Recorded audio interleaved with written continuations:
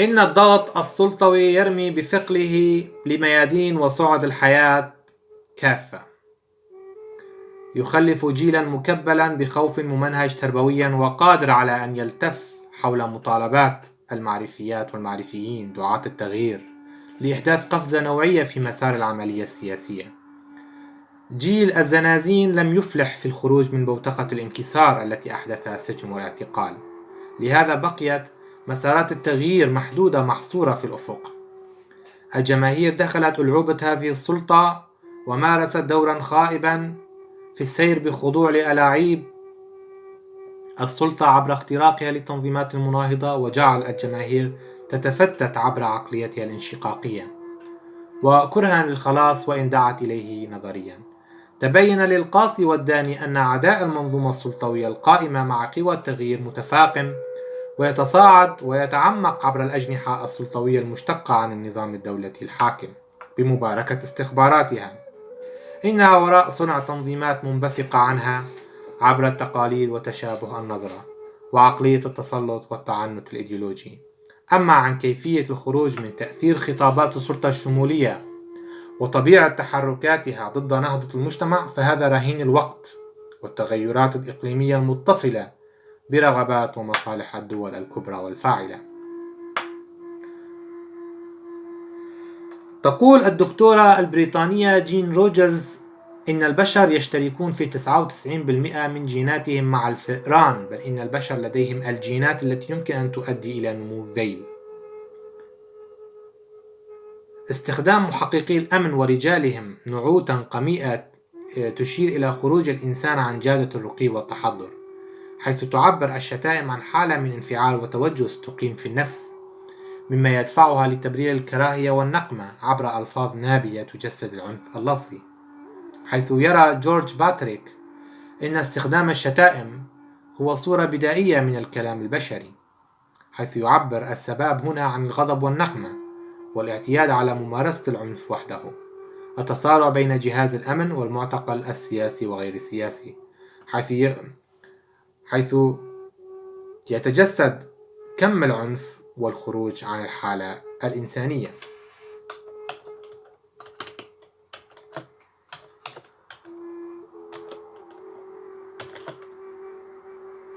إلى الاستشراس الحيواني وخروج الإنسان عن المنطق عبر إطلاق العنان لشحناته من خلال اللاشعور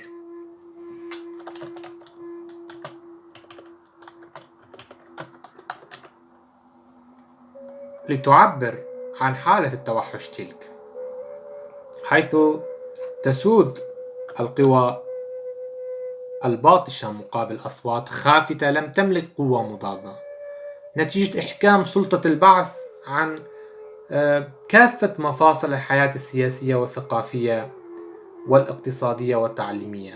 لن نتفاجأ ببروز معارضة هشة ضيقة الأفق تتشابه مع السلطة المناهضة في كثير من النقاط الجوهرية، ورسوخ العنف كمذهب استعدائي يقوض طموحات الناس ويرسخ التفتيت والتشرذم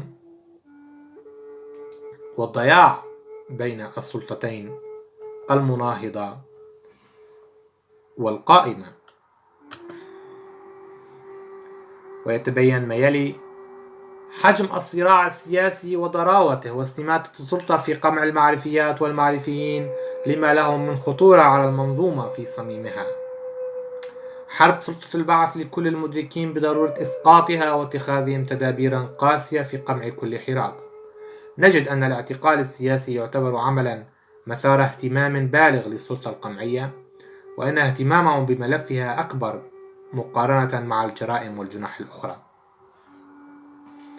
كذلك نشهد تواطؤ رجل القانون مع رجل السلطة في القمع عبر أجهزتها التي تتعامل مع المعتقلين بمزاجية مفرطة، ففي كثير من الأحيان فإنها تطلق سراح المعتقل حينما يقوم ذويه بدفع المال مقابل خروجه.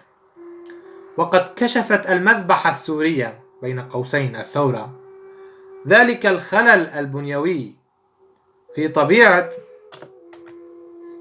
خطاب المعارضة وتشددها الديني وخضوعها للأجندات الإقليمية، كما فعلت سلطة البعث التي راحت تفعل كل شيء وتفتك بكل شيء لأجل بقائها. تصاعد الجرأة الشعبية في الحراك وتسلط القوى الإقليمية والدولية لتحريك هذا الطوفان الجماهيري بما يتناسب مصالحها الاستراتيجية في تلك المنطقة المحتقنة سياسيا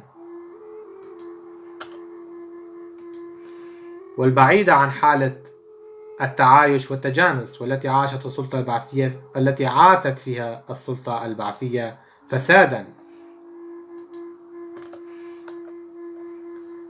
من خلال تأصيلها للشوفينية القومية في نفوس الجماهير. وهكذا نجد أن المنطقة المستعرة تنقل أزماتها خارج الحدود مع دول تتشابه في عقليتها معها، وكذلك كرهها للديمقراطية. عداء رجل الأمن للمعرفة متأتية من سذاجته وكرهه للفنانين والمبدعين والمشاهير، وهو مرموز يشير أصلا إلى احتقار سلطة البعث حالها كأي سلطة مخابراتية لكل الذين يشكلون مصدر قلقها، وهم أصحاب القلم، ممن يمتلكون القدرة على التحريض ومعاينة الأورام الثقيلة المستوطنة روح الناس المتعبة. مع توغل السلطة يصبح تماسكها أضعف وضبطها لتجاوزات الأفرع الأمنية أقل. مع تغول السلطة يصبح تماسكها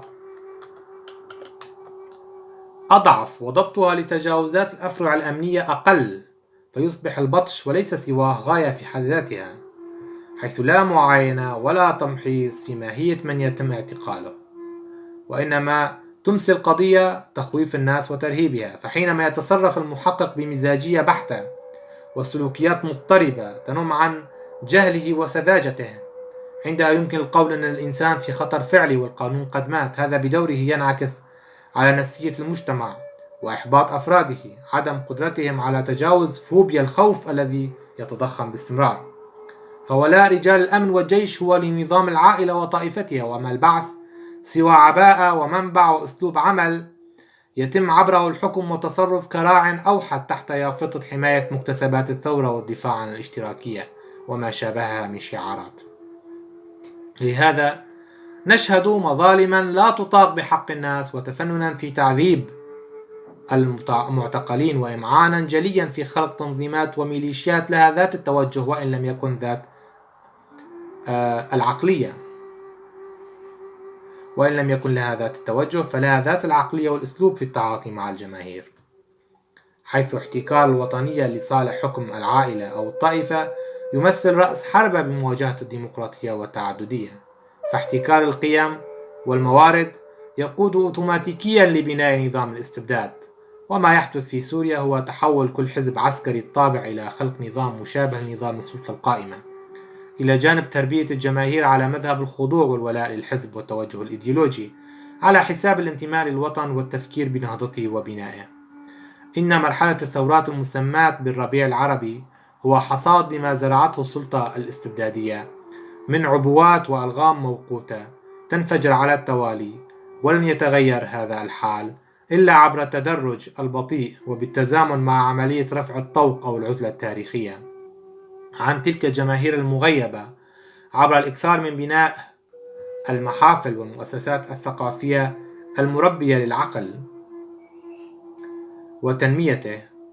وهذا بالضرورة سيتيح المجال لإرساء النقد ويفتح الطريق لمناقشة التابوهات والتقليل من سطوة رجال الدين والحزب الشمولي، الأمر الذي سيتيح المجال لقيام الثورة المعرفية.